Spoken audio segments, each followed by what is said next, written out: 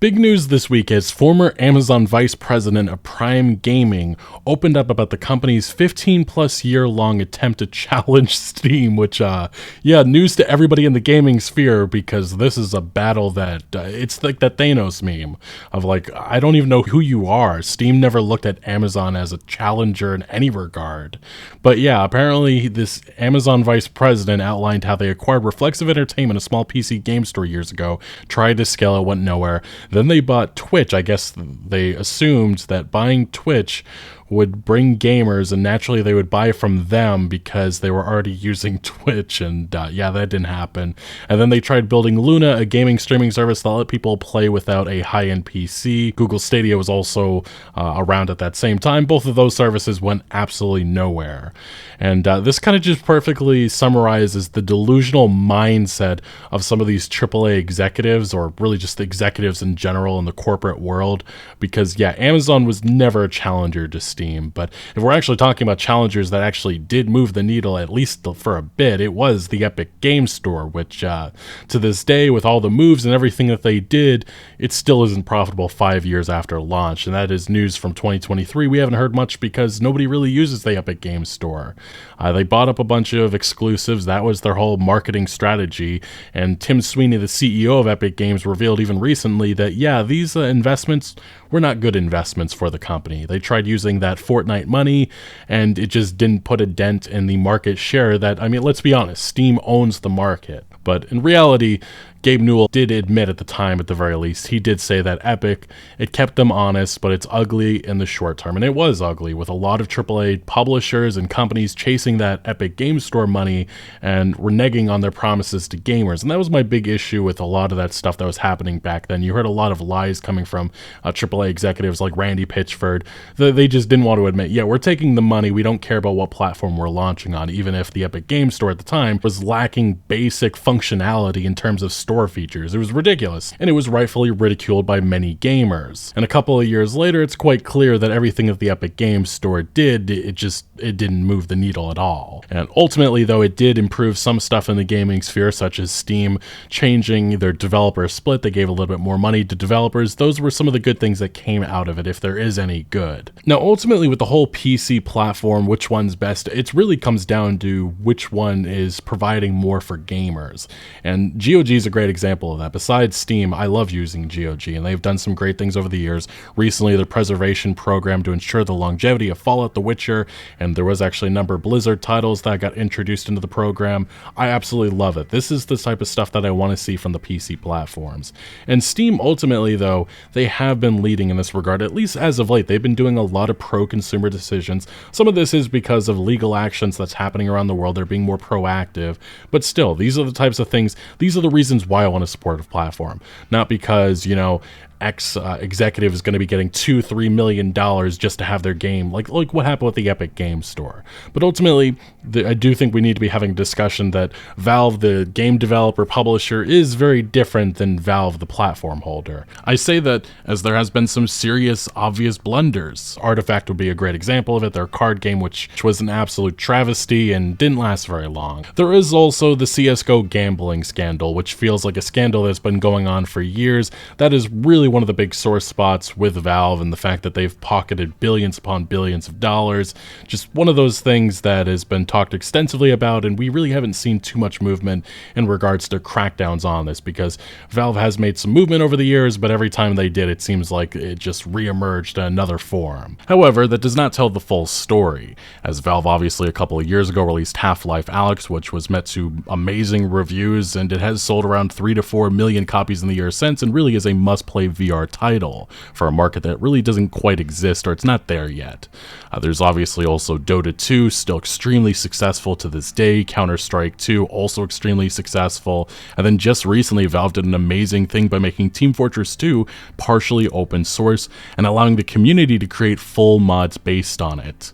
And then yes, the big game that has been lingering in gaming news, leaks, it feels like there's a rumor every month, but Half-Life 3, if Valve actually ever did it, the internet would explode, and this would be one of the most highly anticipated games on the market. And even as of late, there has been some new rumors indicating it might indeed be on the way finally. But look, Steam is one of the few platforms, not just necessarily on PC, but even console. You can just go to a store page and you have reviews right there telling you, how people view this game. You get honest reactions, because if you go on the PlayStation, if you go on Xbox, Nintendo, it's a very controlled environment. And those reviews are not in the forefront. They're not in your face. And you're not getting total access to how people feel about these games. And yes, I understand that they have reviews, they have stars you can give to a game, but it's nowhere near what you have here with Steam. And I do definitely feel like you get the ire of the AAA games industry with stuff like this. We've heard over the years executives from Ubisoft and other AAA publishers wanting,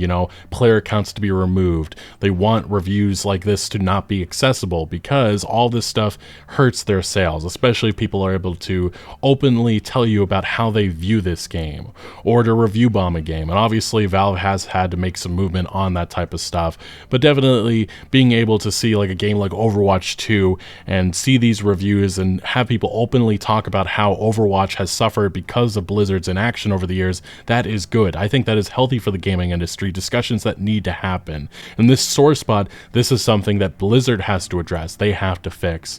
And it keeps some of these developers honest, at least, I think, in my eyes. Now, it is worth mentioning that US lawmakers have been coming after Steam. We talked about this extensively in a different video, but Pepe the Frog, that is pretty much it. An ADL report which had numerous instances of Pepe the Frog was used as an example that there's just hate all over Steam and there needs to be a crackdown. This is what US senators have been asking, or demanding, I should say, demanding Gabe Newell to intervene and put action. Really what they want is censorship. That is what they've been calling for. And they hide it behind this ridiculous report. And this was something that happened in 2022, and New Hampshire Senator Maggie Hassan brought this up. She said harassment, extremism problem, that is something that's prevalent on Steam. You guys need to stop it. And then it re-emerged after a new report came from the ADL in 2024, in which a different U.S. senator, I believe this was from, the senator from Virginia, Mark Warner, he said that Valve needs to crack down on what he calls hateful accounts and rhetoric proliferating on Steam. And again, the biggest evidence in these reports is, I'm not lying, you can check it yourself, is Pepe the fucking Frog, which, with that being your evidence, nobody's going to take this at all serious. But like most of you understand, Valve is a behemoth. They really are the place to go if you're going to be playing on PC and buying games. And it really is important for some of these platform holders to take action and be a little bit proactive for consumers. And I think Valve has been definitely a lot more proactive, at least in the last couple of years. And this is a great example of it. Valve bans forced in-game ads from all Steam titles.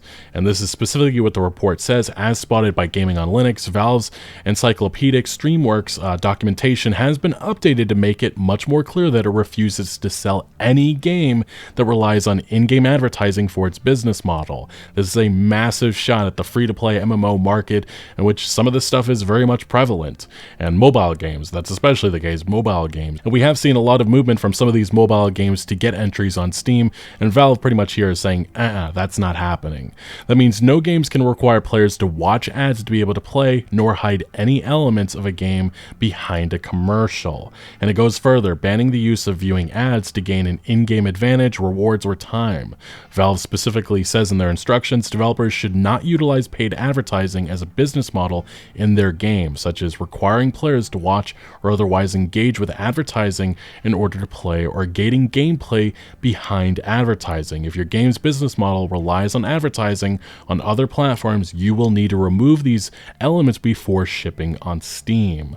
And it goes further, saying developers should not use advertising as a way to provide value to players, such as giving players a reward for watching or engaging with advertising in their game. And I understand many watching this video be like, well, how does this relate to the AAA games industry? Like, we're not seeing this happen. And the truth is, we are seeing this happen. We've seen Xbox even talk about this. They talked about this in 2022, in which some Xbox games could soon have more ads. This was something that Microsoft talked about, and this is something that they were talking about behind the scenes. PlayStation as well talked about how they wanted ads in its games too. The big problem is there's no clarity about how these ad models are going to be introduced. Is it some background, advertisement on a car or something, or is it something forced into your face? And this is something that Electronic Arts also talked about in an investor call just last year, in which they were talking about the new Battlefield. They talked about how it was another tremendous live service in terms of talking about, its quality, which is hilarious. Just shows you how EA's executives view that game. They're just thinking about money, money, money instead of the actual quality of the content. But EA's CEO then pivoted to talking about, maybe we should be putting more AAA, ads in these AAA games. Advertising has an opportunity to be a meaningful driver of growth for us. What does it mean by advertising? And I think we've seen many times over the years that you cannot trust this industry to do gamers right. They will force this stuff down your throat. And the big thing is, we have had unskippable advertising thrown in our face. NBA 2K is the greatest example of this. This happened a couple of years ago. It angered many fans, and they only continued it. I believe that they had stopped, but look, we've seen loot boxes. That was the big thing around 2017. Hell, Blizzard's bringing it back. And obviously it's not paid or anything, but monetization mechanics will return. They always return in different forms, and if it's successful, they continue. And advertising is very much one of those untapped areas in which these AAA executives see the potential, and they will force this down their throat, or force it down gamers' throats. But having a massive platform like Steam, which really controls the PC gaming sphere, they have a say in that conversation. And right now they are saying that's unacceptable. You cannot do that. And these are the types of decisions, these are the type of the leadership that we need from this industry, especially to hold these AAA publishers accountable, and also to put a stop to some of their greedy minds and some of their visions of really ruining the gaming industry even further with greed. Now, it's not like this decision on advertising on Steam is the only good thing that Steam has done, because look, in 2021 they were one of the first companies to really say that, yeah, NFTs, cryptocurrency, you can keep that off of our platform. We're not doing that.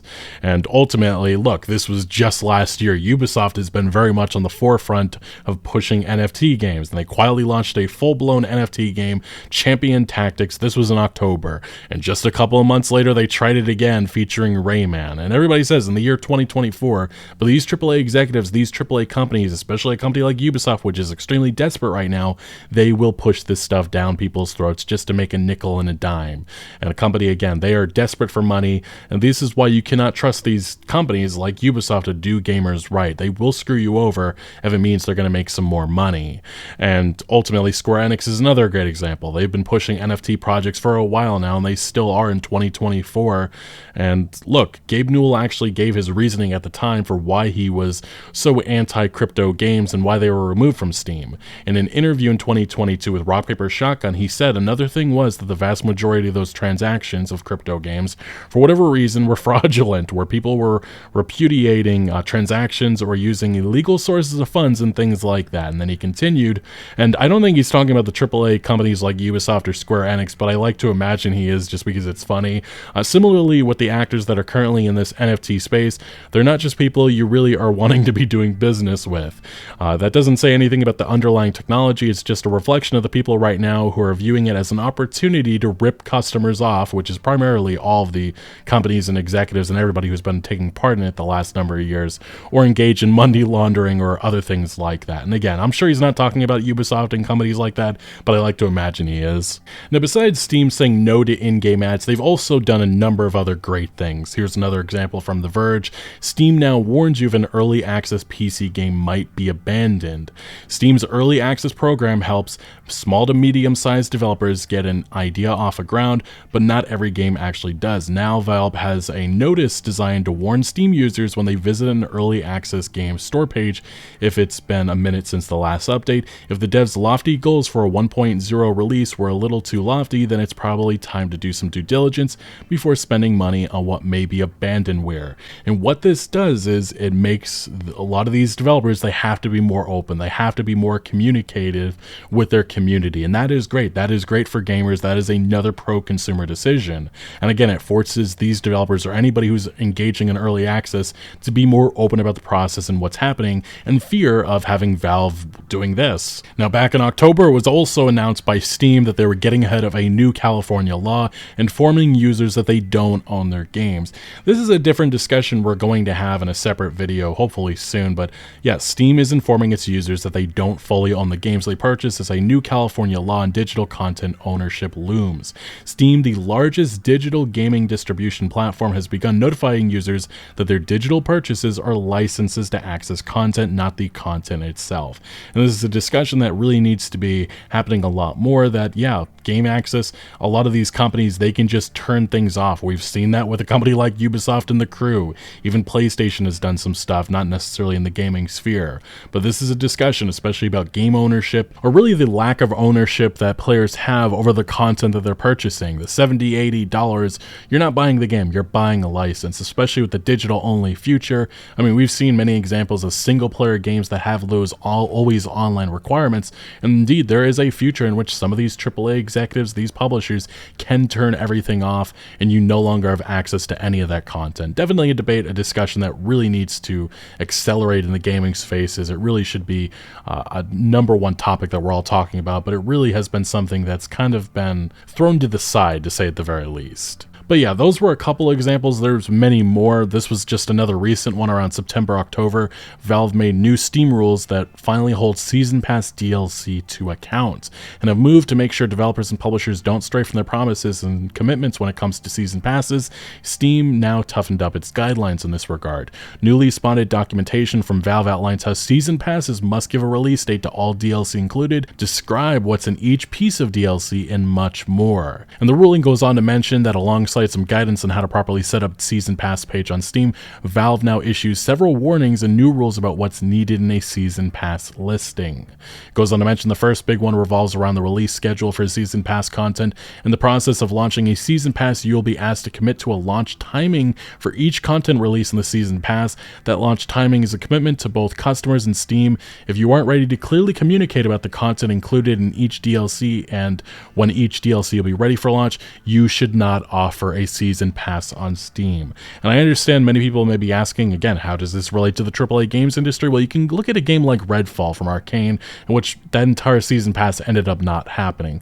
Obviously, players, I believe, ended up getting refunded a lot of that content, or the money that they spent on that content, but there is, again, this is just one of those things that you have to be proactive, because there is indeed a future in which a company could just renege on all of this and then just run off with the money. And this isn't even just something related to the AAA games industry, it's really just of any of the publishers on a place like Steam. I mean, we look at a game like The Day Before, which took off. They could have ran with that money. Unfortunately, the threat of lawsuits really loomed over them, but there's been a lot of those games really taking off. They've been advertising the moon and everything, and, you know, selling a game for $100, promising a Season Pass included, and then just running off with the money. That is something that needs to stop. And Valve being proactive with this, it's awesome to see, in my opinion. But the ruling here does continue. They do mention that Valve now lays out its expectations when it comes to release schedules, so you need to be more specific. There is some wiggle room in that developers and publishers can self-reschedule, but they can only do it one time only, and it needs to be up to 3 months later than you originally selected.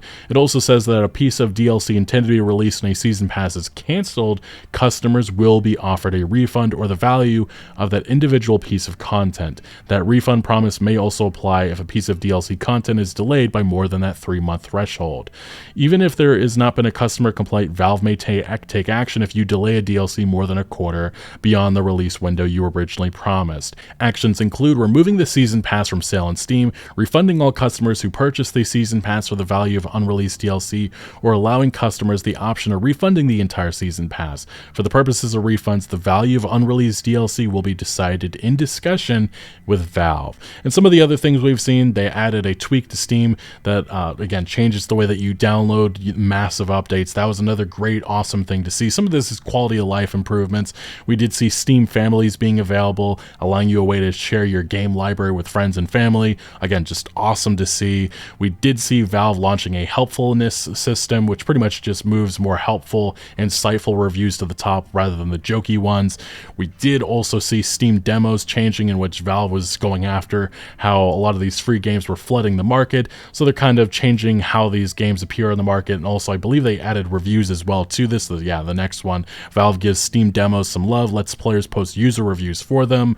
And then we also did see Valve removing arbitration from its Steam agreements, and again, as mentioned here, legal experts consider this a win for Steam users. Even if they, likely will never have to take Valve to court, consumers are usually required in such agreements to arbitrate and not sue, at least in the US. Previously, Valve forced its dispute into arbitration when a third-party reviews an issue to resolve it outside of the legal system. This update also removed Valve's class action waiver, which means class action lawsuits from a group of people with the same complaint are now on the table, which, yes, this is indeed a win for consumers.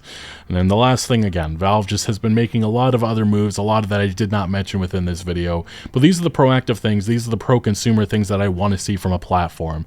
This isn't even just something related to, a PC. On console, this is the same thing. You want to see more stuff like this. You want to be able to hear people's inputs on games, and I definitely get the vibe from a lot of the decisions, a lot of the moves that we've seen from this AAA games industry. This is exactly what they do not want. They do not want people having access to data, being able to see how games are doing, the success or failure of them, and even having input on, reviewing a game. That is something that, it is met to the ire a lot of these AAA executives, and from some of the conversations that I have had and also overheard, a lot of these executives have been pushing for a platform like Steam to make movement on, to downscale it, or at the very least take it off the, the front page so people don't have access to, seeing how the overall gaming community views a certain product. That gives you some of the insight into the mindset of these executives and how they don't want people to be open. They don't want these open conversations to be had, especially on store pages for their games. Anyway, I am definitely not arguing that Valve is perfect, especially on the publisher side. They have a lot of mistakes and a lot of holes and a lot of things that I will criticize and have criticized the last number of years.